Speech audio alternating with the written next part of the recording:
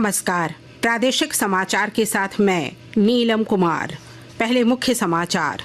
झारखंड पर्यटन विकास निगम जेटीडीसी, झारखंड विद्युत निगम और झारखंड ऊर्जा उत्पाद निगम के खाते से लगभग 107 करोड़ रुपए की हेराफेरी मामले में 4 आरोपी गिरफ्तार। झारखंड उच्च न्यायालय ने बगोदर के पूर्व प्रखंड शिक्षा प्रसार पदाधिकारी जगदीश पासवान की बर्खास्तगी के राज्य सरकार के आदेश को किया रद्द। जदयू के वरिष्ठ नेता और जमशेदपुर पूर्वी के विधायक सरयू राय ने कहा, पार्टी का जो निर्देश होगा वे वहीं से चुनाव लड़ेंगे। और पूरे देश में दुर्गा पूजा उत्सव का उल्लास चरम पर पहुंचा। प्रधानमंत्री नरेंद्र मोदी ने विदेश यात्रा के दूसरे दिन आज लाओस में मां सिद्धिदात्री की स्तुति की। और अब समाचार विस्तार से।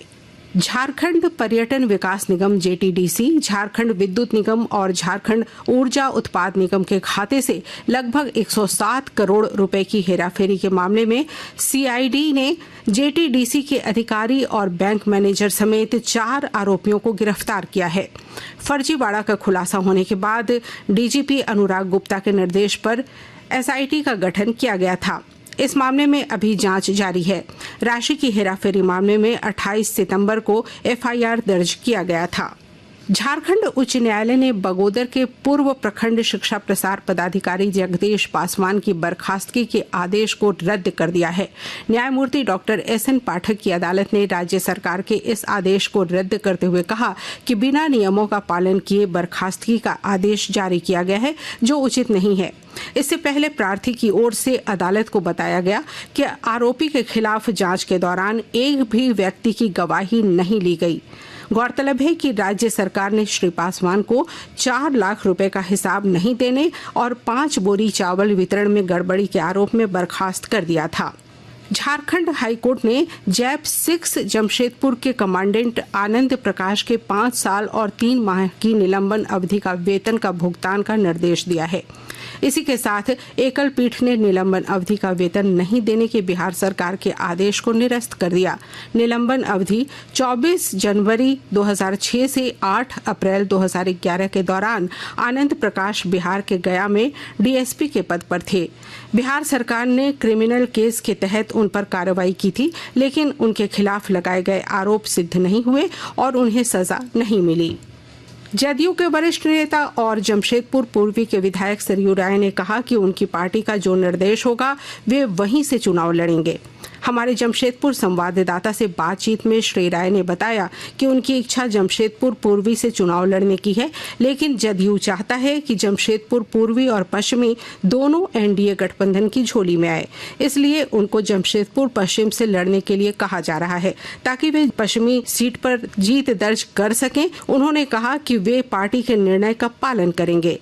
मेरी प्राथमिकता तो जमशेदपुर पूर्वी विधानसभा क्षेत्र है और मैंने एनडीए के नेताओं को साफ साफ बता भी दिया है कि हमारी प्राथमिकता है वो ठीक है, मगर एनडीए नेतृत्व को लगता है कि हमको जमशेदपुर पश्चिम भी जाना पड़े तो मुझे कोई एतराज नहीं होगा इसमें। तो पूरी तरह से मैंने अपना भविष्य सीटों के मामले में एनडीए के नेतृत्व पर छोड़ दिया है। वो जो निर्णय करेंगे वो निर्णय मुझे मान्य होगा। जमशेदपुर पश्चिम से भी पहले मैं जीत चुका हूँ, इसलिए मेरे लिए कोई नया क्षेत्र नहीं है। जब स्पष्ट हो जाए तो भारतीय जनता पार्टी का भी समर्थन रहेगा मुझको। इस दौरान सरयू राय ने स्वास्थ्य मंत्री बन्ना गुप्ता पर आय से अधिक संपत्ति अर्जित करने का आरोप लगाया। श्री राय ने कहा कि उन्होंने राज्य सरकार से बन्ना गुप्ता की संपत्ति की जांच की भी मांग की है और मुख्यमंत्री हेमंत सोरेन को स्वास्थ्य मंत्री के खिलाफ आरोपों से संबंधित सबूत भी सौंपे हैं। राज्य सरकार के कर्मियों और सेवानिवृत्त लोगों को 1 नवंबर से स्वास्थ्य बीमा योजना का लाभ मिलना शुरू हो जाएगा।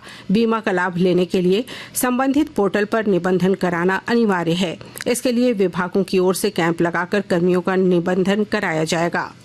आकाशवाणी के ताज़ा तरीन समाचारों के लिए आप हमारी वेबसाइट newsonair.gov.in पर लॉग ऑन कर सकते हैं। ताज़ा समाचार X handle @AIR news alerts और Facebook page All India Radio news पर भी उपलब्ध है। आप प्रादेशिक समाचार एकांश के X handle @AIR news _Ranchi और फेसबुक, इंस्टाग्राम पेज तथा YouTube channel AIR news Ranchi पर भी हमारे बुलेटिन सुन सकते हैं। प्रादेशिक समाचार आप आकाशवाणी रांची से सुन रहे हैं।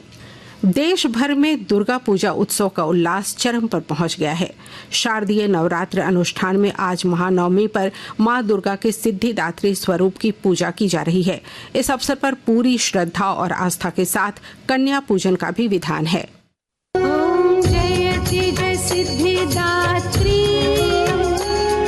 मान्यताओं के अनुसार मां का यह स्वरूप सिद्धियों को प्रदान करने वाला होता है। इस दिन मां दुर्गा अपने भक्तों की समस्त मनोकामनाएं पूर्ण करती हैं। इस अवसर पर राजधानी रांची समेत प्रदेश के विभिन्न शक्तिपीठों, मंदिरों और पूजा पंडालों में श्रद्धालुओं की भीड़ उमड़ पड़ी है। कई जगहों पर सामूहिक कन्या पूजन का भी आयोजन किया गया। मंदिरों में श्रद्धालुओं के बीच महाप्रसाद का वितरण किया जा रहा है। प्रधानमंत्री नरेंद्र मोदी ने महानवमी के अवसर पर मां सिद्धिदात्री को नमन करते हुए देवी दुर्गा से देश के प्रत्येक नागरिक को उनके संकल्प की सिद्धि के लिए आशीर्वाद देने की कामना की है। नवरात्रि का उत्सव देश के साथ विदेशों में भी बड़े उत्साह के साथ मनाया जा रहा है। अमेरिका, ब्रिटेन और अन्य स्थानों पर डांडिया और गरबा कार्यक्रम आयोजित किए जा रहे हैं।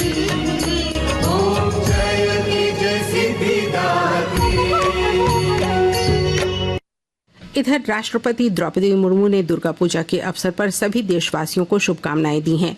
राष्ट्रपति ने अपने संदेश में कहा कि यह त्योहार पूरी तरह से देवी दुर्गा के प्रति समर्पित होने और सभी धर्मों के बीच एकता और समझ को बढ़ावा देने का अवसर है।